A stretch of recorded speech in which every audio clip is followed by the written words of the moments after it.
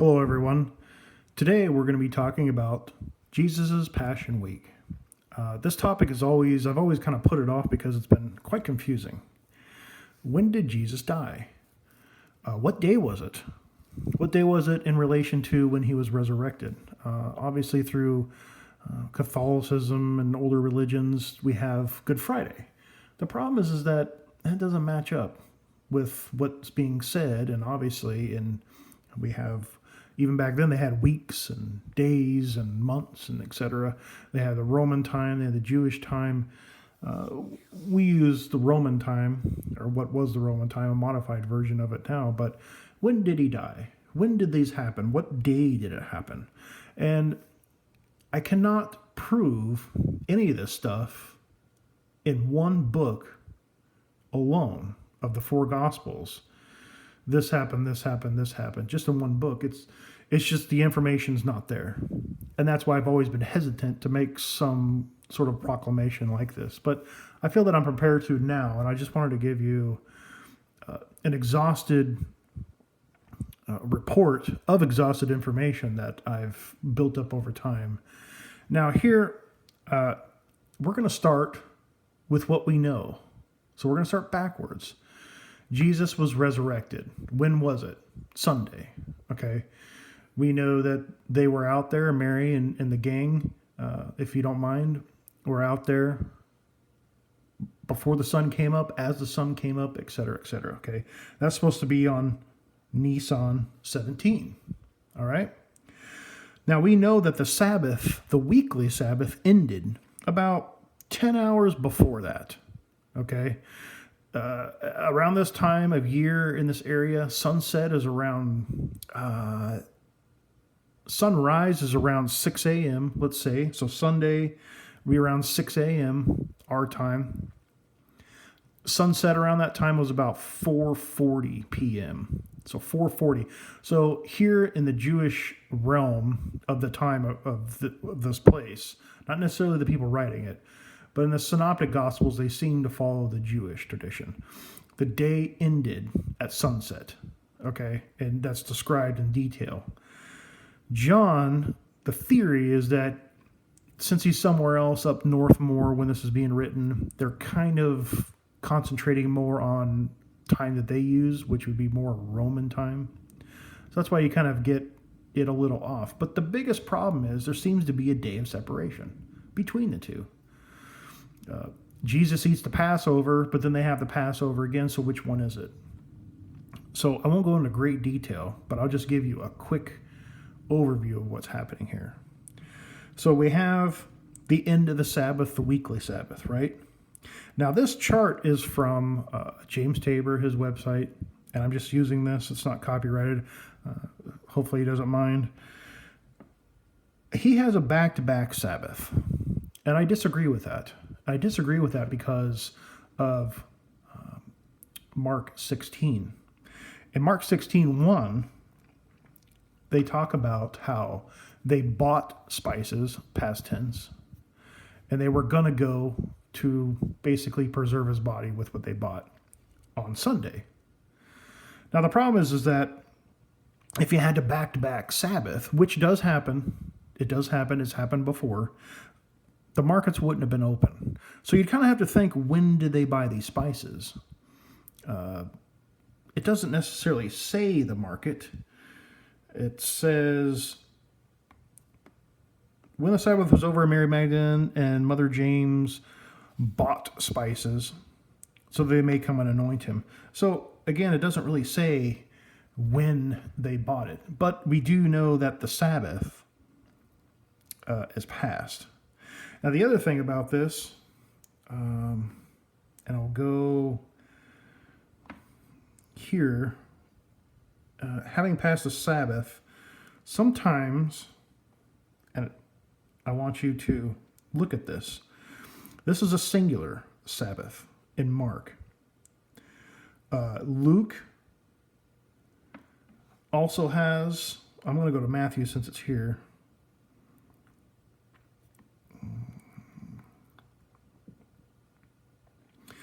Here the Sabbath is plural.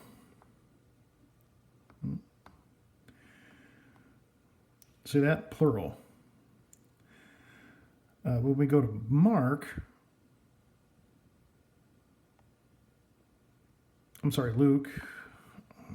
23, I think it was 54.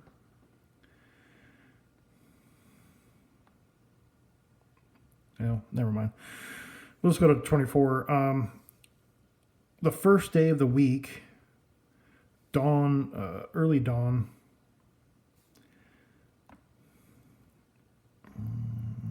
23. I thought it was 54. Sorry. It was a day of preparation. Was the beginning. Having followed the women come out of Galilee. They have prepared and spices. So here's the Sabbath again. Having returned the prepared spices and indeed, Sabbath they rested according to. So here, it's Sabbath singular again. So Matthew is the only one with plural Sabbaths. So in date and time wise, what I'm basing this upon is singular Sabbath versus plural Sabbaths, and it does make sense. And I know in English you can't really get that.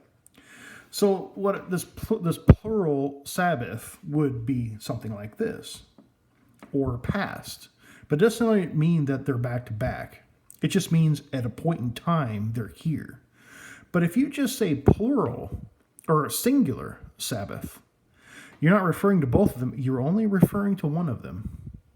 And in the Synoptic Gospels, it's Luke and Mark say singular. And if you look at it, it makes a lot more sense being in between the Sabbath, the high day Sabbath, and the regular weekly Sabbath.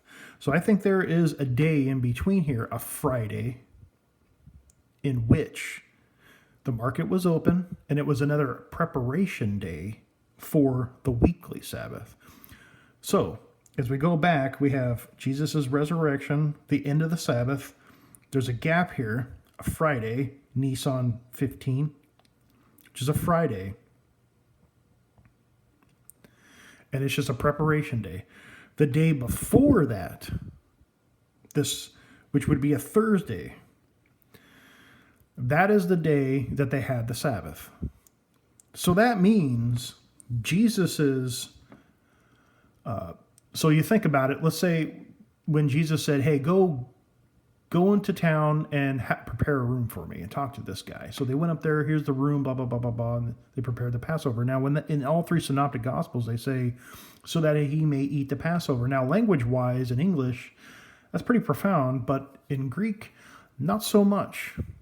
Linguistically, it's still difficult, and you can get that from that. But what they're really saying is the word that they use for Passover is a word they use for Passover meal all the time. You'll notice that how they use Passover differently when they go in between a meal during Passover and a meal not during Passover. Now, this meal that Jesus had, for sure, language-wise, had leavened bread. It had leavened bread. It didn't have any unleavened bread. Even though they use the word broke, that can mean a lot of things in Greek. So, they definitely had, word-wise, leavened bread, which means it was a preparation day that night. The night they went up to the upper room, it was a preparation day officially because the sun had set. They started to eat dinner. They went out to the Mount of Olives. He was arrested. Right before he's arrested, he gave that, Mount of Olives, the big speeches, the apocalyptic Olivet chapters. Then he was arrested. That's when he was praying. Blood was coming out of him.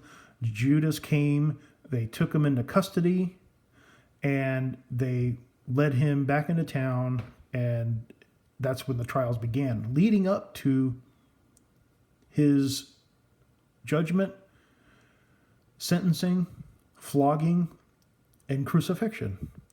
This was all done on a Wednesday. Okay, now that Wednesday started at sundown the night before, but it also ends sundown. So when Jesus is on the cross, that's when they say, Joseph of Arimathea approached the Roman leader and said, look, we would like to take Jesus' body. And that's what happened. So that night, they put him in the tomb, and right before night fell, that was the high day Passover Sabbath, if that makes sense. That technically it doesn't make sense word-wise, but that was the high day Sabbath. The preparation day, that the time when Jesus was dying on the cross, is the exact same time that the lambs were being slaughtered. Okay? John is a better account for this, but I assure you, all three accounts are the same. Yes, they're worded differently. Yes, it's more complex. Yes, it causes a lot of problems in the way people think. But language-wise, it is all the same. So Tuesday, they went down into town, go and get this room. They went and got the room. The sun set. It was officially Wednesday, the preparation day, the day before the high Sabbath, the first day of the week of unleavened bread. But it was not the Passover meal, the official Passover meal, where they eat the lamb. And this is hard language-wise because they consider, again, all meals in this time frame to be a Passover meal. So technically he did eat a Passover meal, but the bread had leaven, and they did not eat any lamb. Okay? Arrested, crucified, put into his tomb. The sun went down. That was officially Thursday. Okay? That would have been Nisan 13. Okay? Nisan 13 would have been the official day he died. This is the preparation day. It even says right here, his arrest and everything. When the sun set, it was officially Nisan 14. So he was in the tomb on Nisan 14, right? They were back somewhere, wherever these people, it didn't really say exactly where they all went, but we assume maybe the upper room, maybe they went back to Bethany. We don't really know in this one. And especially after my Friday theory, we don't know exactly where they were. Maybe they're just milling around town, which is closer to where Jesus was buried than Bethany. Not too far, not too much of a difference walk-wise, but a little bit closer. So Jesus is in the tomb the whole 24 hours on this Nisan 14. Now, it goes to Nisan 15. The Sabbath is over. It's another preparation day. A preparation day for the weekly Sabbath, which takes place on Saturday, like it always has. But it is officially now the week of unleavened bread. They are not eating any bread with any leaven in it. It is a preparation day. The markets are back open, and they went out, they bought spices in preparation to go out to the tomb. When sun set on Friday, that was the beginning of the Saturday Sabbath. That was Nisan 16.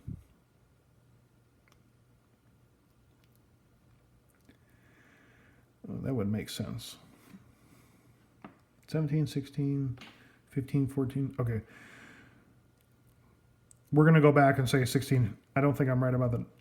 Yeah, I am right about the numbers. This is why I want to work backwards. You see why? Because it's confusing. Even for me, I've been studying this day and night for a long time. But if you go backwards, it makes a lot more sense.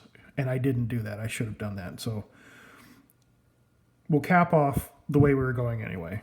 But if you go backwards to Sunday to 16, 15, 14, 13, and there should be a 12 here as well. 12 is the day that he was actually eating the meal. But this is a good example of what's happened. Just forget this, the bottom part. Concentrate on the days and put a gap in between here. Jesus did not eat his last meal. He did not get arrested, and he was not tried, and he was not crucified on a Sabbath, the high day Sabbath. He was not. It's not possible. That large of a group to be able, especially that high up, to shove off thousands of or hundreds of years of law. Okay, they're supposed to be the example. If they were caught doing something like that, it would be a big problem. It's kind of like if a cop was driving down the road backwards, doing drugs with 10 hookers in his car, it'd be a problem. It would be noticeable. Okay, so if they are violating the law, their law, when they're trying to do all this Jesus business, they might be able to get away with some of it. They might be able to get up and at night walk in and cover their heads, and they brought Jesus late at night. Okay, they could probably do that. But after a while, walking around, conducting business, even if they were talking,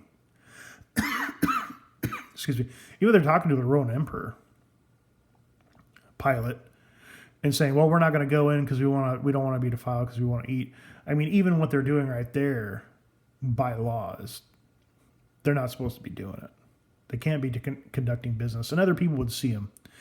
It's a huge problem to say that Jesus was going through all this on a high day Sabbath, and John contradicts it.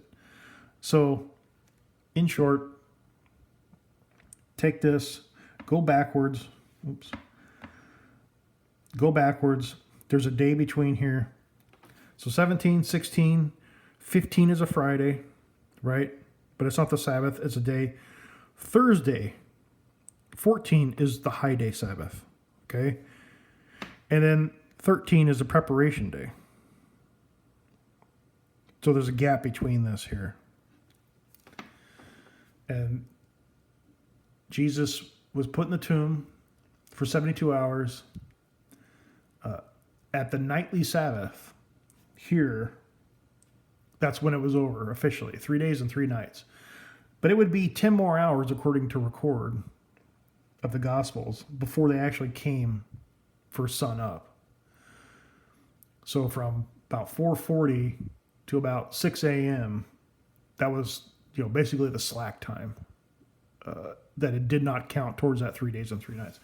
So technically, it's actually, by the time they saw Jesus, and it doesn't disrupt any prophetic scripture, but by the time they saw Jesus the last time and the time they saw him again was actually 3.5 days. 3.5 days. But that doesn't change anything at all with the Jonah prophecy. Doesn't change it at all. 3 days and 3 nights, and that's what Jesus was. Just because they weren't around or no one saw him doesn't mean it didn't happen. Okay, it happened exactly how it said it would. Just because Jesus didn't reveal himself till half a day later, that doesn't matter. But that's the only way you can get it to fit. And I have a problem saying all this stuff because you have to use all 4 of them to come up with it. And you can rely on language a bit, but after a while, you have to base it off of the actual accounts of what they're saying between all 4 of them. You can't just do it with one book. And it's kind of scary doing it this way. I don't put my official stamp on it. But based on what everyone says and how it went down, this is how it went down. So there is a gap here. But other than that, just forget this. Just move it to another day is correct. I disagree with James Tabor. I believe it was not a back-to-back. But everything else was pretty good. James has on his website, I think it's called The Last Days of Jesus. I think this was video number 3 where this is in, so you want to check that out. And but they all line up perfectly with each other linguistically. They match up in events, but it's tough and just to put it in one book.